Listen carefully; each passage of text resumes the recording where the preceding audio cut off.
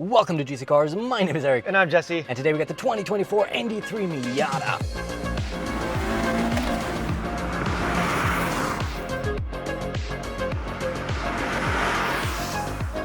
It's hot in here. I think we should take our top off. Sure, if you don't mind. No, this top. Well, we're in sport mode. Well, there's no sport mode. We're gonna traction control off. Let's see how it goes. Oh. And, you know, it's a Miata. Burning rubber. Burning rubber indeed. Woo! So of course we have to have the top down. It's a Miata. Yeah. We can't. It's a beautiful summer day up here in Canada. Finally, for once. And yeah, so this is the ND3 Miata. Woo! The second refresh. We've tested the Miata last year. I quite liked it. And what has changed? Not so much. But enough to make a difference. Enough to make a difference. So what's really new is, really quickly on the interior, bigger infotainment that is now a touchscreen while driving as well for Android Auto, Apple CarPlay, still wired though, no wireless. Doesn't look as comical. Yeah, it's a little better. And then we have full LED lights all around.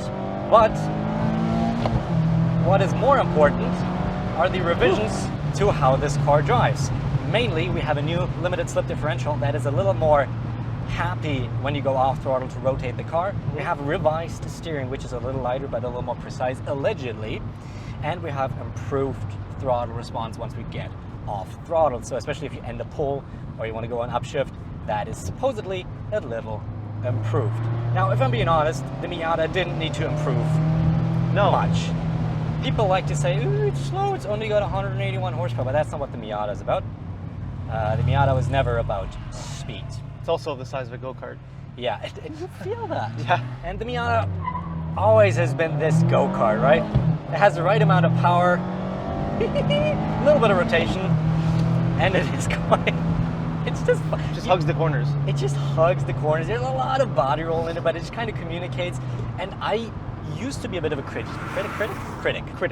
of the Miata and said, you know, it is fun on the right roads. Thank you. But once you're driving behind other cars, like, yeah, it's cool, the top-down experience, but it just never felt like super engaging. And listen, I'm not going to pretend to you that after a year I'm going to be like, yeah, the steering's 10% better. No, yeah. I don't know. I don't drive these back-to-back. But I've been enjoying this a little more. I felt like there's just a little bit more willingness from this car to rotate even when I'm in the city. It just feels that tiny little bit more agile. Agile is what the word. It feels a little bit more agile than it used to before. I just feel a bit more through my steering when I'm entering the limits. It's just a bit of I have a bit better idea of what's actually happening with my front and rear wheels, making this more fun at 6/10 and 7/10. And listen, it's pretty fun to be able to, you know, go to the top of the gear and not go to jail like immediately. That's true. That's true. That's a really nice thing. Shifter, still great. Absolutely magnificent. I kind of jam it in up to third gear sometimes, but yeah, I agree. Like third and second, it feels like there's not as much smoothing as in other shifters, which is fine. It's just you got to be a little more committed to your shifts. The engine is still the 2-liter naturally aspirated at 481 horsepower, 151 pound-feet of torque. It's a car you want to rev out. yeah. So if you do that, and you build those revs, all the way to 7,000 before you shift, and because that clutch engagement point is super high, It is. in the clutch and the clutch pedal travel, you can shift this extremely quickly. It's very, very fun. And now with the revised steering, with the revised throttle response, it's just a little bit easier to rev match downshift as well. We also got a little bit of character from this exhaust. I don't know if that's different from last year. It actually is. So they improved the sound experience, allegedly. It's a little bit. It's nothing dramatic. Yeah, I kind of wish we had a little more. Like a tiny bit of a sports exhaust. Nothing with pops and bangs, just a little raspiness or something, right? That would be nice. Yeah, but this is a fun car. It's just a fun car. But what they did add was a tiny little tube, essentially, from the engine bay that just gives you a little bit more sound, which makes the Miata just that tad bit more Fun. yeah, a bit more fun, a bit more engaging. Nothing like the Mustang we're going to drive next week. Subscribe, so you're not going to miss that one. It's going to be fun. 5.0 performance package, manual transmission. Yes, sir. Oh man, I just love the Miata. It's like a back to basics, fun. Is that that a Miata? No, it's an S2000. The whole day we've been waiting for our Miata wave. Yeah. And we waved to a guy and it was an S2000. We were kind of embarrassed. Yeah. No, actually, I was able to cancel. I was putting my hand up and I was like, I'm just going to hold this roof. Yeah. Because I don't know, we see everything except for Miatas. Well, no, one part. Last time we had a Miata, we had a lot of Miata waves. We had a lot of Miatas. I had an NA Miata do the little pop-up headlights at me. That was great. Listen, it's the Miata club. It's like with the people with the Jeeps, it's the same with the Miatas. I've had a couple Miatas on the highway just kind of nod to each other. You're like, I appreciate you being part of this club, you know? Well, yeah, I mean, listen. It's a very unique, specific niche car, but it fills that niche extremely well. It's just, man. It just makes you smile. It's you don't need 7,000 horsepower. You don't need to weigh as much as an Escalade because you have a hybrid system. M5. BMW M5. You know, it's just easy to go to the limit, fun to drive, back to basics. This is what driving is all about. Because it's rear-wheel drive, because it's lightweight, it is a very instantaneous gratification you get when you drive the Miata.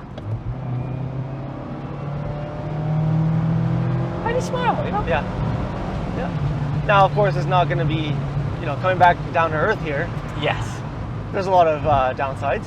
Oh, what do you mean? The trunk's huge. We have space for 2 people to be moderately uncomfortable. To be honest, it's actually, considering the size of this vehicle, it's not that tight in here. Like, from like a space standpoint, but usable space, another story. Yeah, but like we still have the cubby in the back. Yeah, we have a cubby, we have a small trunk. Yeah, but you can still kind of make, because it's like deep, it's more the problem of getting it into the trunk. Yeah. The trunk is fairly cavernous, I'm guessing. Cavernous, yeah. You just have to kind of like jam it in there. We don't have all the creature comforts. Why am I heated seats on? Jesus Christ. No wonder I'm baking here today. I was like, this is really warm. We don't have ventilated seats. And this is the GTP, so it's kind of the mid-trim. We got the performance package, the sport package with the BBS wheels, the Brembo brakes, Recaro seats. Which are nice. Get a little warm though. Not a lot of seats, they're manual. Manual seats, not height adjustable. Here we go. Let me get another one. Yes! And it's fun even at like 7 and 8 tenths. I start feeling the rear, wanting to move a little bit because we don't have huge tires. We don't have way too much grip. We have just the right amount of grip for this thing to just, be fun. You can, within the legal limit or semi-legal limit, always legal. You can be a little silly. You can be a little silly in this. I mean, you can drift this thing if you wanted to. Oh, you can drift this. Yeah. You can do everything. You can heel toe downshift. The pedal position is really good for that. And center into this corner once more. So almost at the top of the gear. Yep. Man, I just love this. Yep, it's fun. The limit is just so gradual. You just know exactly where you go and to pee. We could still go faster, but of course, on public roads, we ought to be a little safe, careful. It's a go-kart for adults, honestly. Yes. Not that adults don't go-kart, but you know what I mean. Yeah. Also, let us know if you want us to put one on the track. Not this year, but maybe next year. We've already talked to Mazda. There's a couple of prerequisites we have to meet, but they're generally open to that. So if you guys want us to put this on a racetrack, it would be fun. Let us know, because I think that would be a good time. However, what if we swap seats, let you drive? Sure, let's go. Alrighty, ND3. So, what haven't we kind of talked about here? I think, is it worth it over the 23? Well, we don't have a back-to-back comparison. It's about $1,000 more Canadian, and I think it felt better to me. It felt a little improved. So if you're on the verge of, okay, should I get for a 23 or should I wait until my deals have the 24? I'd 100% say go for the 24. For $1,000, yeah. I think the sweet spot is still this GTP with the sport package. Don't option this out. Don't go for the hard top. You're just spending too much money at that point. And I feel like the soft top's part of what makes this fun. Like just quickly being able to throw that top down. Yeah, I mean, you guys saw that. It's like 2 seconds, right? 2 seconds to take it down. With that said, it is going to be quite noisy on the highway. Yeah. So you know, it's a Miata. But yeah, so let's talk pricing. 39, right? 39. Yes, $39,095 US, or about 45,600 Canadian, which is a lot of money for a car with a very limited use, in my opinion. Like, oh, here come the haters. Yeah, can you I daily? go camping with it for 15 weeks right now. Right, I went to Alaska with one, and back. I went carried a bouldering. dead moose on this thing. Bouldering. Right, bouldering. Okay, yes, guys. A few of you are hardcore enough to daily this car. We applaud you. You guys are really cool. Oh, it can be done. It can be done. Yeah. For most people, no, this will be a second car. Yep. But then, especially, just get this with a sports package, because you get the limited slip, you get the Brembos, you get the wheels. That's what you need. Yep. Don't spec this any higher than you need to. And it is a completely unique experience. Its only competitors really are the GT86 and the BRZ. Yep. Which we haven't tested yet. Subscribe, because we're going to be testing the BRZ in just a few short weeks. So we're very, very curious how they will stack up. Of course, they're a little more on the daily driver side, a bit more on the usability side. And we'll see how that compares to the very no-nonsense Miata.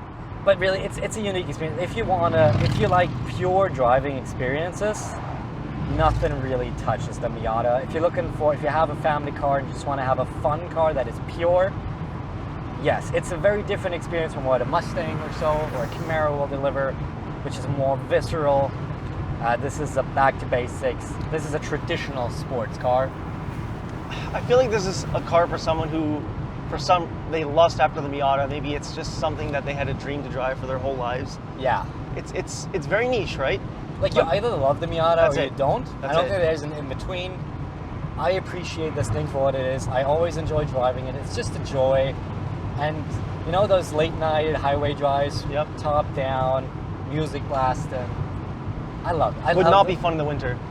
No, this is not a Canadian winter car. Can you do it? Probably. I wouldn't dare. I wouldn't want to. And I'm pretty hardcore. I wouldn't dare with the tiny wheels we have. No ground clearance. Like, yeah, not a lot. No, which is something like, you know, when I'm thinking, okay, if I need a daily driver for me, that I don't need anything practical. Like, I'm a press car whenever I want. That's practical.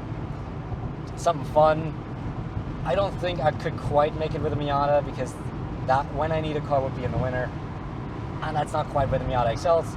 But out here is where it is just lovely. And I love the Miata. Yeah. There's nothing more to say. And if you live in a warm climate, yeah, oof, yeah. Top down all the time.